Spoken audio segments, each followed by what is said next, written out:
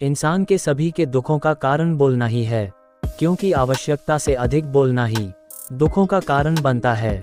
इसलिए कम बोले, सटीक बोले, मधुर बोलें और सबसे जरूरी जितनी आवश्यकता हो उतना ही बोले।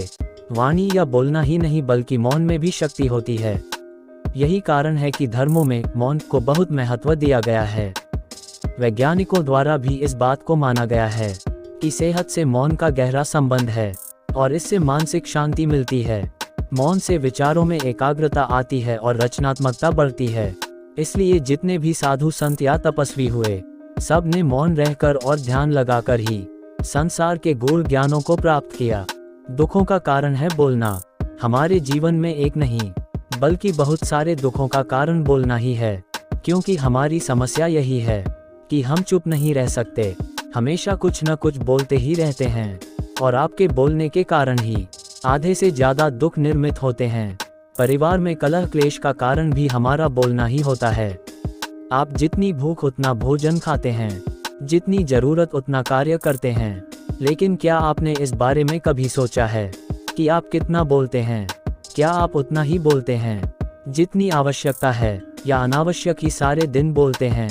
इस बारे में कभी अकेले बैठकर जरूर सोचिए कि आज आपने दिन भर में कितना बोला, क्या बोला और सबसे जरूर कि क्यों बोला। इनमें से कितनी बातें जरूरी थी और कितनी अनावश्यक। सुनने सुनाने के माहौल से निकले बाहर। मनुष्य की प्रवृत्ति ऐसी है कि वह अपने मन में चल रही बातों को दूसरों को सुनाना चाहता है और दूसरा भी आपके साथ ठीक वही काम करता है। ये बातें किसी अन्य या तीसरे व्यक्ति से संबंधित हो तो सुनने सुनाने का काम और भी दिलचस्पी से होता है।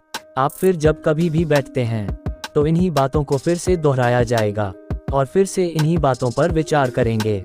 ये सुनने सुनाने का माहौल जीवन भर चलता रहता है और इस तरह से आप खो देते हैं अपना समय, अपना जीवन, अपनी सोच समझ और वो कीमती पल जिसमें जिया जा सकता है और जिसमें आनंद प्राप्त किया जा सकता है।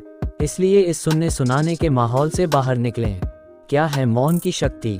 जब तक हम बाहर की ओर बोलते रहेंगे, हमारे भीतर अशांति रहेगी।